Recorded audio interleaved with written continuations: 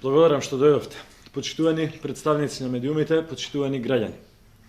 Лидерот на Социјалдемократскиот сојуз, господинот Зоран Заев, денес уште еднаш покажа колку не се грижи за иднината на Република Македонија и за нејзините граѓани. Не се грижи за стабилноста и воопшто не се грижи за немирот кој секојдневно го внесува помеѓу граѓаните.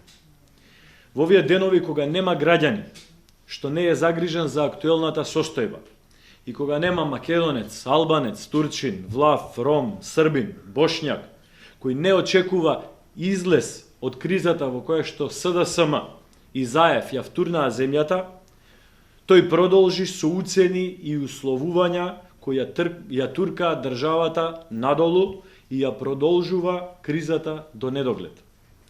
Зоран Заев денеска донесе неодговорна и деструктивна одлука, бегајќи од разговори со кои треба да се трасира патот кој води кон изборите и кон решавање на политичката криза.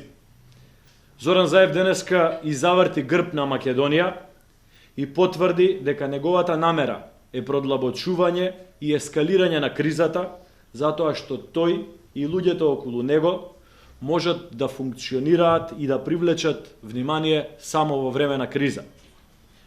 Зоран Заев, со бегање од разговорите, закажани во Виена, покажа дека само заради спасот на сопствената кариера има намера да ја држи Република Македонија уште долго во заложништво.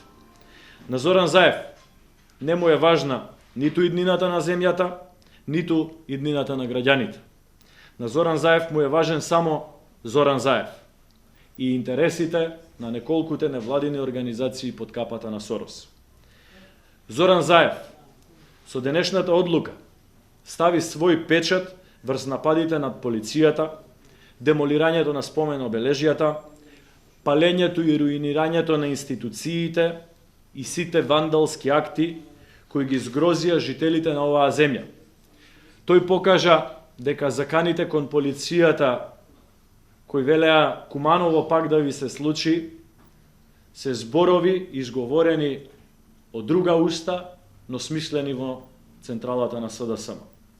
СДСМ стои за целото насилство, кое овие денови го видовме низ Скопје и низ Македонија. Тој потврди дека ќе оди до крај во намерата да реализира насилни сценарија во Македонија.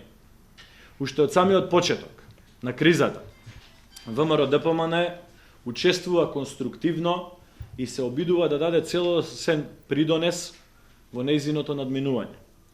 Затоа и го подпишавме договорот од јуни-јули минатата година и работевме напорно на неговата имплементација.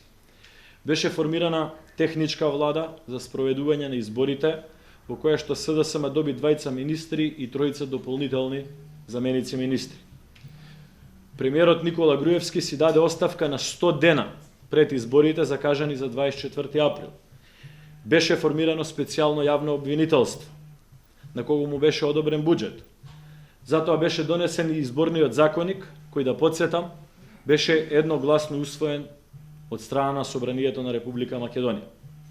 Сите овие отстапки од ВМРО-ДПМН беа доведени во прашање од Зоран Заев и СДСМ со нивното условување да се одложат изборите закажани за 24 април. ВМРО-ДПМН и тогаш беше конструктивна, затоа што иднината на нашата земја ни беше приоритет.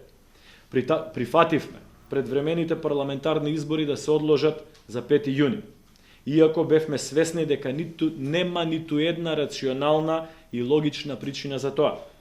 Единствената причина беше што Зоран Заев знаеше дека ја нема поддршката од граѓаните и дека неговата деструктивна политика ќе биде поразена од страна на граѓаните. И денес го знае тоа. Со денешното бегање од разговори, Зоран Заев потврди дека е во паника од соочување со народот на изборите закажани на 5 јуни. Тој знае дека Македонија не го поддржува него и неговата политика за понатамошно продлабочување на кризата и разорување на земјата. ВМРО-ДПМН е било и ќе остане конструктивна кога е во прашање иднината на Република Македонија и спокојот на граѓаните на нашата држава. Подготвени сме да учествуваме на разговорите кои ќе значат излез од сегашната состојба закажани за петок во Виена.